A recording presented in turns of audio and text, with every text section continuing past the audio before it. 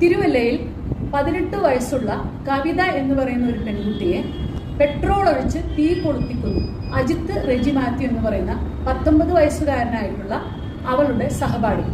അവർ രണ്ടുപേരും ഒരേ കോളേജിലാണ് പഠിച്ചിരുന്നത്. ഇപ്പൊ കോളേജിൽ പോകുന്ന വഴിക്ക് അജിത്ത് കവിതയെ ഫോളോ ചെയ്യുകയും ജംഗ്ഷനിൽ നിന്നും കോളേജിലോട്ട് തിരിയുന്ന ഭാഗത്ത് എത്തിയപ്പോൾ അജിത്ത് ആദ്യം കവിതയെ പുറകിൽ നിന്നും കുത്തുകയും തുടർന്ന് തന്റെ കയ്യിലിരുന്ന പെട്രോൾ ക്യാനിന്റെ മൂടി തുറന്ന് അവളുടെ ദേഹത്ത് പെട്രോൾ ഒഴിക്കുകയും സിഗർ ലൈറ്റർ ഉപയോഗിച്ചിട്ട് തീ കൊളുത്തുകയുമാണ് ചെയ്തിട്ടുണ്ടായിരുന്നത്. നാട്ടുകാർ വേഗം ഓടിക്കൂടിയിട്ട് കവിതയുടെ ശരീരത്തില് വെള്ളം ഒഴിച്ചെങ്കിൽ പോലും 65% കൂടുതലും കവിതയുടെ ശരീരം പൊള്ളിപ്പോയിരുന്നു. ഹോസ്പിറ്റലിലേക്ക് കൊണ്ടുപോകുന്നതിന് ഇടയ്ക്ക് വെച്ച് തന്നെ കവിത മരണമടഞ്ഞു. അജിത്ത് കവിതയെ പെട്രോൾ ഒഴിച്ച് കൊല്ലുന്നതിനുള്ള കാരണം എന്ന് വെച്ച് കഴിഞ്ഞാൽ അജിത്ത് കുറച്ചു നാളായിട്ട് തന്റെ പ്രണയം പറഞ്ഞ് കവിതയെ നിരന്തരം ശല്യപ്പെടുത്തിയിരുന്നു. കവിത അജിത്തിനോട് തുറന്നു പറഞ്ഞു, എനിക്ക് താങ്കളോട് പ്രണയമൊന്നുമില്ല എന്ന് പറഞ്ഞു. ഈ വൈരാഗ്യത്തിന്റെ അടിസ്ഥാനത്തിലാണ് അജിത്ത് കവിതയെ പെട്രോൾ ഒഴിച്ച് കൊന്നുകളഞ്ഞത്.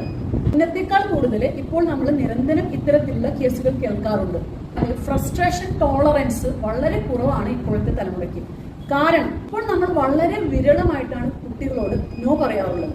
ഒരു വ്യക്തി വലുതാവുന്നതിനനുസരിച്ചിട്ട് ഫ്രസ്ട്രേഷൻസ് ടോളറേറ്റ് ചെയ്യുവാനുള്ള കഴിവുകളും ഗ്രാജുവലി വളർന്നു വരും.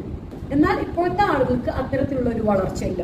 നമ്മൾ എല്ലാവരും ജീവിതത്തിൽ ഒരു തവണയോ അല്ലെങ്കിൽ പല തവണയോ പ്രണയത്തിലൂടെ കടന്നു പോയിട്ടുള്ള ആളുകളായതുകൊണ്ട് തന്നെ നമുക്ക് പ്രണയത്തെ കുറിച്ചിട്ട് ഞാൻ പറയാതെ തന്നെ അറിയാം നിങ്ങൾക്ക്. അതുപോലെ ചിലർക്ക് ഒരുപക്ഷെ എന്നെക്കാൾ നന്നായി പ്രണയത്തിന്റെ അവസ്ഥകളെ കുറിച്ചിട്ട് അറിയുമായിരിക്കും. പ്രണയം എന്ന് പറയുന്നത് വളരെ എക്സ്ട്രീം ആയിട്ടുള്ള ഒരു ഇമോഷനാണ്. അപ്പോൾ യെസ് എന്ന് പറയുന്നത് പോലെ തന്നെയാണ് നോ എന്ന് പറയുന്നത്. വളരെ വിരളമായിട്ടുള്ള പ്രണയത്തിൽ രണ്ടുപേർക്ക് ഒരുമിച്ച് തോന്നാം. പ്രണയത്തിന്റെ മറ്റൊരു പ്രോബ്ലം എന്ന് വെച്ച് കഴിഞ്ഞാൽ, അതായത് ഒരു വ്യക്തിക്ക് ആദ്യം പ്രണയം തോന്നും, മറ്റൊരു വ്യക്തിക്ക് കുറച്ച് കഴിഞ്ഞാലായിരിക്കും പ്രണയം തോന്നുക. പ്രണയമില്ലായ്മയും ഇതുപോലെ തന്നെ ആയിരിക്കും. ഒരു വ്യക്തിക്ക് ആദ്യം പ്രണയം തോന്നാതിരിക്കുകയും അപ്പോഴും ഒരാളെ പ്രേമിച്ചുകൊണ്ടിരിക്കുന്ന ഒരാളോട് പ്രണയമില്ലാത്തൊരു സമയത്ത് നോ എന്ന് പറഞ്ഞു കഴിഞ്ഞു കഴിഞ്ഞാൽ അതിന്റെ പരിണിത ഫലം ഞാൻ പറയാതെ എല്ലാവർക്കും അറിയുന്നതാണല്ലോ.